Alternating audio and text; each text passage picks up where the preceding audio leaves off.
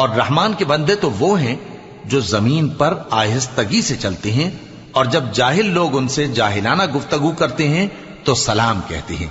اور وہ جو اپنے پروردگار کے آگے سجدے کر کے اور عز و ادب سے کھڑے رہ کر راتیں بسر کرتے ہیں، اور وہ جو دعا مانگتے رہتے ہیں کہ اے پروردگار دوزخ کے عذاب کو ہم سے دور رکھیو کہ اس کا عذاب چمٹنے والا ہے، بے شک دوزخ ٹھہرنے اور رہنے کی